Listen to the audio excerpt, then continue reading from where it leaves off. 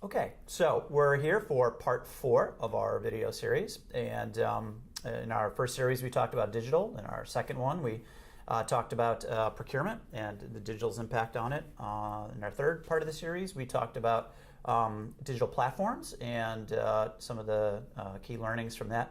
And in this edition we're going to talk a little bit about talent management and kind of how that ties into both digital and sourcing, and we'll bring those worlds together. But Michael, you have some insights from some of the talent management, research you've been working on? Yeah, I want to bring it back up to the, what were the enterprises thinking about as they entered 2019, and I want to bring this all kind of together in terms of context. But the three issues they were concerned about as we entered the year were really about the disruptions in the business models, and obviously.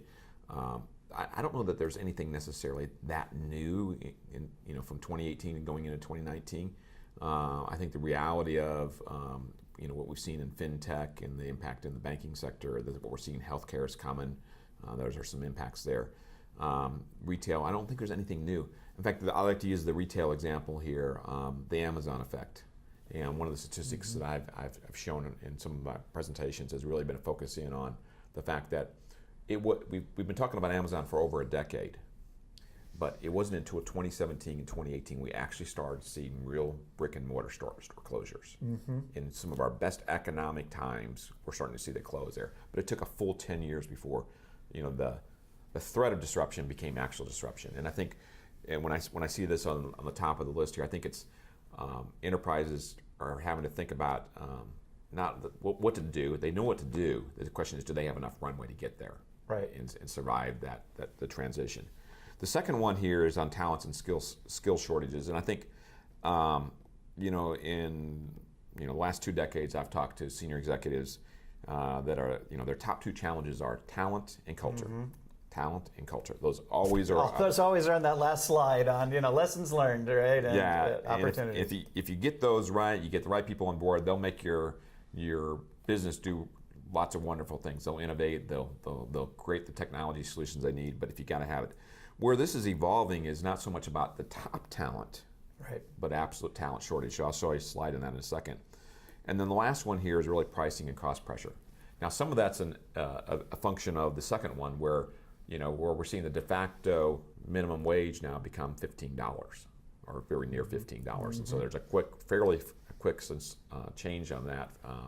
And you got folks like Amazon and Target and Walmart all kind of raising that minimum to the $12 to $15 range. And they're not doing it because they want to be nice to the workforce. They're doing it because they need to attract the talent. In fact, I saw one other statistic here. Walmart actually now starting to pay their truck drivers $87,500 net compensation. And I'm like, whoa, that's a game changer in terms of what it's going to do to the rest of the overall talent pay structures. Right. Well, actually, I mean, Amazon's a great example in that area where if you look at where they have to spend a lot of money in their supply chain is with logistics services, with UPS and FedEx, and they are disrupting kind of that final mile delivery with some of the work that they're doing on kind of creating their own in-house capabilities through like an Uber-like model. And the Uber model is, hey, Uber's got 600,000 contract drivers. These are suppliers, right? Partners that they're using. It is a contingent labor pool that they're using. So Amazon's actually kind of disrupting itself and kind of competing against Walmart by using digital to kind of enable a new kind of talent delivery, as part of their efforts there. So anyway, let's. So those are the business issues. We're going to bring it together, and we're going to talk a little bit more about the talent specifically. But the digital solutions is what part of the conversation that we brought in before in the previous video, and that's really about driving more productivity out of the existing workforce. And then the sourcing models is obviously part of the conversation. So I'm going to point to the next slide here that you'll see on the screen here, and it's one of my favorite statistics to showcase how structural this is. So we've heard about unemployment rates coming down, and that's great, all good news. But I like to use the JOLTS report, the job openings over the unemployment over the jobs ratio. Right. And if you look at the chart there, you'll see that just about a decade ago in our last economic recession, you would have seen almost 700 people looking for every 100 jobs. Okay, so we all knew people that were looking for jobs, and they were competing and having to compete pretty hard to get those jobs. Right. But if you roll it forward to today, where we're at right now, we've only got 90 people looking for those same 100 jobs. And that changes, it's instant supply and demand, right? Right. Yep. And I'll even take it one step further. I don't believe all 90 of those folks are actually wanting to get jobs. Right. Well, it kind of reminds me of the discussion with my teenage boys. I'm telling them there's a huge opportunity in supply chain because there's a huge talent shortage right now. And you mentioned truck drivers, but it's across all of supply chain and in procurement. So I'm like, boys, procurement's a great opportunity, but I haven't been able to convince them yet. I think they're more into the YouTube gaming and things like that. Yeah. Anyway. So look at this chart and think about what supply and demand means. Now, I also look at this as a tale of two worlds, and that's why I'm pointing to the other side of the chart here and focusing in on the India as a specific location. And here's an example of a recent storyline around 25 million people applying for 90,000 jobs. It's amazing. With the India National Railway. And you look at that and you're sitting there saying, I can't even figure out what the ratio on that really is. There's so many zeros involved.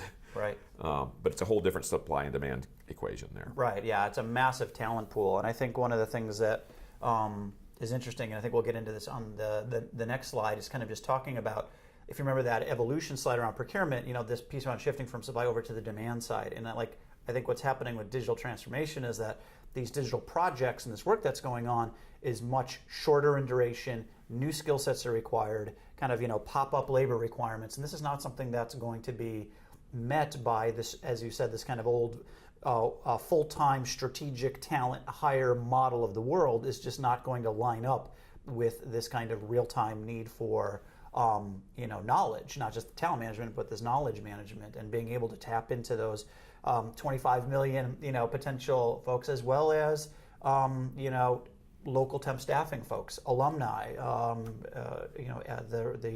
the baby boomers that want to continue working, that you can use them in different ways. So I think this, the changing workforce and talent needs is kind of, one thing, in the need for cross-training. But as you're fundamentally changing this ecosystem now to say, hey, how do I plug into lots of different talent and labor pools, and have that in kind of a scalable way. And I think that's one way in which you're seeing a lot of that on the contingent labor side, is this focus on moving beyond these kind of traditional labor pools into a much broader labor pool. So using things like freelancer, gig marketplaces, things like that. So well, you have a chart here where you talk about the different levels or the different options that you have available, and you did some analytical work on that. This was interesting. So this came from, I did a study with Institute for Supply Management, and this was really looking at the services supply chain.